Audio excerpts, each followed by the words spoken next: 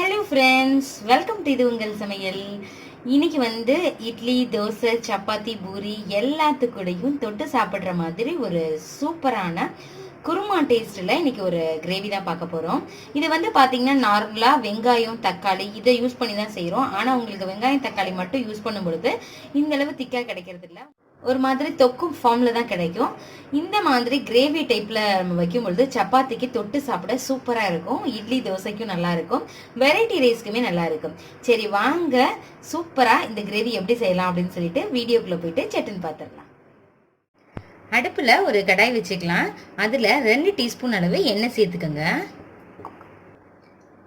எண்ணெய் காஞ்சதுக்கப்புறம் இதில் 1/2 டீஸ்பூன் மட்டும் கடுகு சேர்த்துக்கலாம். கடுகு நல்லா பொரிஞ்சதுக்கப்புறம் 1/2 டீஸ்பூன் சோம்பு சேர்த்துக்கலாம். ஒரு நட்சத்திர சோம்பு சேர்த்துக்கலாம். 1 இன்ச் அளவுக்கு பட்டை சேர்த்துக்கோங்க. கொஞ்சமாக கல்பாசி சேர்த்துக்கலாம். நல்லா அதை வதக்கி விடுங்க. பச்சை மிளகா 2 சேர்த்துக்கோங்க. நான் குட்டி குட்டியாக இருக்கிறதுனால கொஞ்சம் 4 சேர்த்துருக்கிறேன். காரத்துக்கு தகுந்தாப்புல சேர்த்துக்கலாம். இந்த ஸ்பெஷலாக இதில் வெங்காயம், தக்காளி சேர்றோம் இல்லையா, அதில் இந்த பச்சை மிளகா சேரும் பொழுது டேஸ்ட்டு ரொம்ப சூப்பராக இருக்கும். 2 பெரிய வெங்காயத்தை குட்டி குட்டியாக கட் பண்ணி அதையும் சேர்த்துக்கலாம். இப்போ இதோட சேர்த்துட்டு நல்லா அதை வதக்க போகிறோம். வெங்காயம் நல்லா வதங்குறதுக்கு கொஞ்சமாக அதில் உப்பு மட்டும் சேர்த்துக்கலாம். கொஞ்சமாக வெங்காயத்துக்கு தகுந்தாப்புல உப்பும் சேர்த்தாச்சு. நல்லா அது வதங்கட்டும். வெங்காயம் பாருங்களேன், கலர் வந்து லைட்டாக சேஞ்ச் ஆயிடுச்சு. இந்தளவு போதும். இந்த நேரத்தில் உங்கள்கிட்ட வந்து இஞ்சி பூண்டு விழுது இருந்துச்சு அப்படின்னா அதை சேர்த்துக்கலாம். இது ஆப்ஷனல் தான். நீங்கள் வந்து குருமா மாதிரி செய்கிறீங்க அப்படின்னா இஞ்சி பூண்டு பேஸ்ட்டு சேர்த்துக்கோங்க, ரொம்பவே நல்லாயிருக்கும். இல்லை உங்களுக்கு அரைக்கிறதுக்கு நேரம் இல்லை அப்படின்னா இஞ்சி பூண்டு பேஸ்ட்டு தேவையில்லை.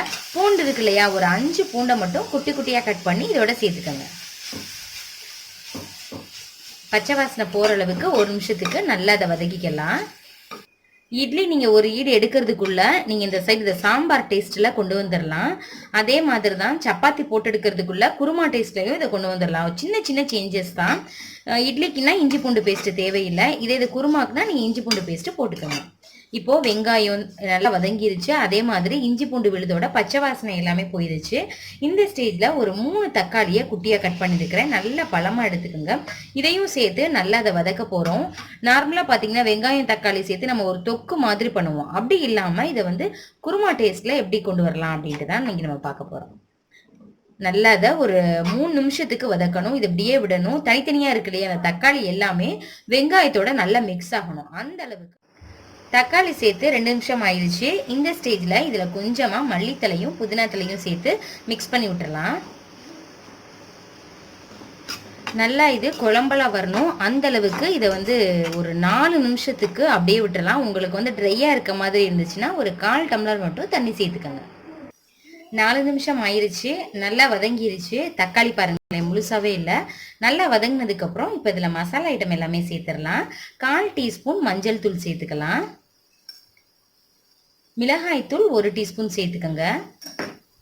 இல்லை பச்சை மிளகாய் நீங்கள் அதிகமாக சேர்த்துருக்கீங்க அப்படின்னா இப்போ கொஞ்சம் கம்மி பண்ணிக்கோங்க. அடுத்து மல்லித்தூள் இருக்கு இல்லையா, அப்படியே பாதி 1/2 டீஸ்பூன் சேர்த்துக்கோங்க.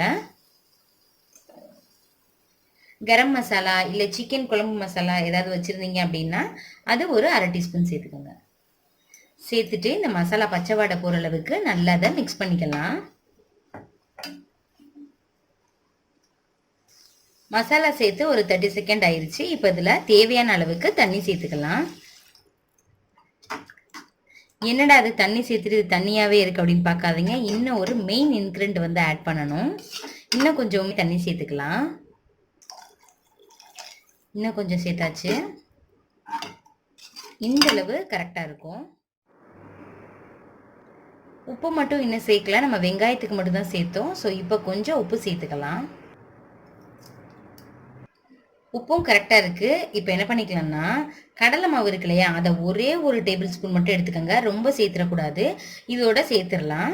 நல்லா தண்ணியில் கரைச்சிட்டு அதுக்கப்புறம் சேர்த்துக்கோங்க. இது வந்து உங்களுக்கு தண்ணியாட்டம் இருக்கு இல்லையா, அதை நல்லா திக்காக்கி கொடுக்கும். அதனால தான். இல்லை உங்கள்கிட்ட வந்து பச்சரிசி மாவு இருக்குது அப்படின்னா நீங்கள் அதை கூட சேர்த்துக்கலாம். அதுவும் நல்லா தான் இருக்கும். நீங்கள் பச்சரிசி மாவு சேர்த்திங்கன்னா கலர் வந்து கொஞ்சம் சேஞ்ச் ஆகாது. இது கொஞ்சம் எல்லோ கலரில் இருக்கிறதுனால கலர் மட்டும் லைட்டாக சேஞ்ச் ஆகும்.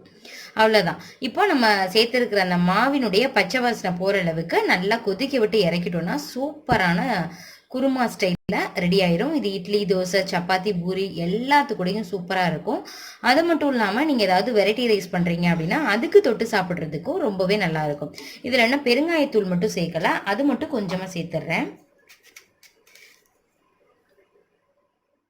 காரம் மட்டும் கொஞ்சம் செக் பண்ணிக்கோங்க. பச்சை மிளகாய் காரம் அதிகமாக இருந்துச்சுன்னா மிளகாய் தூளை கம்மி பண்ணிக்கோங்க. தேவைப்பட்டால் உங்களுக்கு காரத்தை கூட இன்க்ரீஸ் பண்ணலாம். எனக்கு வந்து இந்தளவு காரம் கரெக்டாக இருக்குது.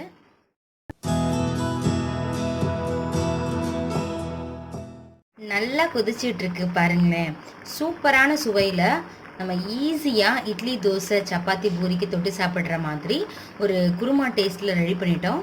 இதே மாதிரி நீங்களும் செஞ்சு பாருங்கள். செஞ்சு பார்த்துட்டு எப்படி இருந்துச்சு அப்படின்னு சொல்லிட்டு கமெண்ட் பண்ணுங்கள். உங்கள் ஃப்ரெண்ட்ஸ் அண்ட் ரிலேட்டிவ்ஸ் கூட ஷேர் பண்ணுங்கள். இந்த வீடியோ உங்களுக்கு பிடிச்சிருக்கும்னு நினைக்கிறேன். பிடிச்சிருந்துச்சுன்னா இது உங்கள் சமையலுக்கு சப்ஸ்கிரைப் பண்ணுங்கள், லைக் பண்ணுங்கள். இதே மாதிரி இன்னொரு இன்ட்ரெஸ்டிங்கான வீடியோவில் பார்க்கலாம். தேங்க்யூ ஃப்ரெண்ட்ஸ், பாய். வந்து இட்லி, தோசை, சப்பாத்தி, பூரின்னு எல்லாத்துக்கூடையும் ஒரு பெஸ்ட்டு காம்பினேஷன் தான் பார்க்க போகிறோம். எப்பயுமே ஒரே மாதிரியே சாம்பார், சட்னி அப்படின்னு சாப்பிடாம ரொம்ப வித்தியாசமாக கும்பகோணம் ஸ்பெஷல் கடப்பா நம்ம வீட்டிலையே ஈஸியாக செஞ்சிடலாம். சரி வாங்க இந்த கடப்பா எப்படி செய்யலான்னு சட்டுன்னு பார்த்துடலாம். ஃபஸ்ட்டு மசாலா பொருள் எல்லாமே அரைச்சிடலாம். ஒரு மிக்சி ஜார் எடுத்துக்கோங்க. எடுத்துகிட்டு 2 சில் தேங்காய், உங்கள் கை நிறைய எடுத்திங்கன்னா கை நிறைய இருக்குங்க, அந்த மாதிரி எடுத்துக்கோங்க. 1/2 இன்ச் அளவுக்கு இஞ்சி, 1 பல் பூண்டு, இது வந்து ஃப்ளேவருக்காக நம்ம சேர்த்துக்கிறோம். அப்புறம் காரத்துக்கு குட்டியாக இருக்குது 4 பச்சை மிளகாய் எடுத்துருக்கிறேன். பெருசாக இருந்தது அப்படின்னா 2 எடுத்துக்கோங்க. காரம் கொஞ்சம் அதிகமாக இருந்தால் தான் டேஸ்ட்டு ரொம்பவே நல்லாயிருக்கும். அப்புறம் ஃப்ளேவருக்காக சோம்பு 1 டீஸ்பூன் சேர்த்துக்கலாம். இதுக்கு வந்து புதினா தலைலாம் சேர்க்கணும் அப்படின்னு அவசியம் இல்லை. இப்போ என்ன பண்ணிக்கலாம், எல்லாத்தையும் நல்லா வந்து தண்ணி சேர்த்துட்டு நைஸ் பேஸ்ட்டாக அரைச்சி வச்சுக்கோங்க. ஏற்கனவே வந்து பாசி பருப்பை வந்து வேக வச்சு வச்சுருக்கிறேன். அதோடைய ஒரு உருளைக்கிழங்கையும் நல்லா கழுவிட்டு ஸ்கின்னோடையே வந்து வேக போட்டாச்சு. இனிமேல் அதை மட்டும் தனியாக எடுத்து உரிச்சு வச்சிடலாம். பாசி பருப்பை நல்லா மசிச்சு விட்டுருங்க. அடுப்பில் ஒரு கடாய் வச்சுக்கலாம். 1 டீஸ்பூன் எண்ணெய் சேர்த்துட்டு ஒரு பிரியாணி இலை, 1 இன்ச் அளவுக்கு பட்டை, 1 டீஸ்பூன் கடுகு சேர்த்துக்கலாம். கடுகு நல்லா புரிஞ்சதுக்கப்புறம் ஒரே ஒரு பச்சை மிளகாய் சேர்த்துக்கலாம். உங்களுக்கு காரம் ரொம்ப அதிகமாக தேவை அப்படின்னா இப்போயே கூடுதலாக இன்னும் 2 பச்சை மிளகாய் கூட நீங்கள் சேர்த்துக்கோங்க. ஒரு பெரிய சைஸ் வெங்காயத்தை நீளமாக கட் பண்ணி அதையும் சேர்த்துக்கலாம். கலர் கொஞ்சம் லைட்டாக சேஞ்ச் ஆகட்டும். ப்ரௌன் கலரில் வரணும் அப்படின்னு அவசியம் இல்லை. ஒரு கத்து கருவேப்பிலையும் சேர்த்தாச்சு. ஏற்கனவே நம்ம தேங்காய்லாம் அரைச்சி வச்சுருந்தோம் இல்லையா, அந்த பேஸ்ட்டை இப்போ சேர்த்துக்கலாம். இதில் இஞ்சி பூண்டு இதெல்லாம் சேர்த்துருக்கிறதுனால பச்சை வாசனை எல்லாமே நல்லா போகணும். அது வரைக்கும் மிக்ஸ் பண்ணுங்க. கரெக்டாக 1 நிமிஷம் வந்து மீடியம் ஃப்ளேமில் வச்சு பக்கத்துல இருந்து மிக்ஸ் பண்ணி விட்டுட்டே இருந்தீங்க அப்படின்னா ராஸ்மல் எல்லாமே போயிடும். இப்போ உருளைக்கிழங்கு வேக வச்சோம் இல்லையா, அதில் ஒரு உருளைக்கிழங்கை மட்டும் எடுத்துட்டு ஸ்கின்னை ஃபுல்லாக எடுத்துருங்க. எடுத்துட்டு கையாலேயே இந்த மாதிரி அழுத்தி விட்டீங்க அப்படின்னா அங்கங்கே வந்து கடிப்படும். ஸோ ரொம்ப நல்லா இருக்கும். ரொம்பவும் மசிச்சிட வேண்டாம், அதே நேரத்துக்கு அப்படியே முழுசாகவும் போட்டுறக்கூடாது. இப்போ மிக்சி ஜாரில் ஒட்டி இருக்கிறதுல 1 கிளாஸ் தண்ணி சேர்த்து அதையுமே இதில் மிக்ஸ் பண்ணி விட்டுட்டோம் அப்படின்னா நல்லாயிருக்கும். ஸோ சேர்த்து விட்டுட்டு இப்போ பருப்பு இருக்கு இல்லையா, பருப்பை நல்லா மசிச்சுக்கலாம். மசிச்சுட்டு இன்னும் கொஞ்சம் கூடுதலாக தண்ணி சேர்த்துக்கோங்க. நம்ம பருப்பு, தேங்காய் இது எல்லாமே நம்ம சேர்த்துருக்கிறதுனால உங்களுக்கு நல்லா திக்காகும். அதனால் கூடுதலாக தண்ணி சேர்த்துக்கோங்க. பாருங்களேன் இந்த ஃபார்மில் இருக்குது. இதுக்கு தேவையான அளவு உப்பு சேர்க்கணும். இன்னும் கொஞ்சமே தண்ணியும் சேர்த்தாச்சு. இது கலருக்காக மஞ்சள் பொடி சேர்த்துக்கலாம் 1/2 டீஸ்பூன். இப்போதைக்கு நான் 1/2 டீஸ்பூன் சேர்த்துருக்கிறேன். இதுக்கு எவ்வளோ உப்பு செலவாகும் அப்படின்னா கரெக்டாக வந்து 1 டீஸ்பூன் உப்பு செலவாகுங்க. நல்லா மிக்ஸ் பண்ணி விட்டுக்கோங்க. இன்னும் கொஞ்சம் தண்ணி சேர்க்கறதுனா கூட சேர்த்துக்கலாம். இது நல்லா கொதி வந்துட்டு பச்சை வாசனை எல்லாமே போயிடணும். இப்போ ஒரு 1/2 டீஸ்பூன் உப்பும் சேர்த்தாச்சு. பெருங்காயத்தூள் கொஞ்சம் சேர்த்துக்கோங்க. பாருங்களேன் இந்த ஃபார்மில் இருக்குது. நல்லா கொதிச்சுட்டு நுரத்தங்க வரும்போது தான் இதை நம்ம ஆஃப் பண்ணணும். இல்லைன்னா பச்சை ஸ்மெல் அடிக்கும். அதனால் அது கொஞ்சம் பார்த்துக்கோங்க. திக்காகும், இருக்க திக்காகும். அதனால் நல்லா நிறைய எவ்வளோ தண்ணி ஊற்ற முடியுமோ அந்தளவு ஊற்றிக்கோங்க. நீங்கள் எடுத்து பார்க்கும்பொழுது இந்த மாதிரி இருக்கணும். பாருங்களேன் ரெடி ஆயிடுச்சு. நல்லா கமகமன்னு சூப்பராக ஸ்மெல் வந்துட்டுருக்கு. ஆஃப் பண்ணும்போது மேலாப்பில் அப்படியே 2 கருவேப்பிலை நீங்கள் அப்படியே கிள்ளி சேர்த்துட்டீங்க அப்படின்னா அவ்வளோ ஒரு ஃப்ளேவராக ரொம்ப நல்லாயிருக்கும். கூடுதலாக 2 இட்லி சாப்பிடுவீங்க. அந்தளவுக்கு ரொம்பவே டேஸ்டியாக இருக்கும். இட்லி, தோசை, சப்பாத்தின்னு எல்லாத்துக்கூடையுமே இதை வச்சு சாப்பிடலாம்.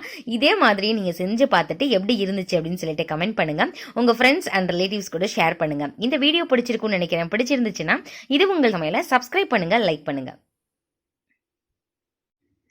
இதே மாதிரி இன்னொரு இன்ட்ரெஸ்டிங்கான வீடியோவில் பார்க்கலாம். தேங்க்யூ ஃப்ரெண்ட்ஸ், பாய்.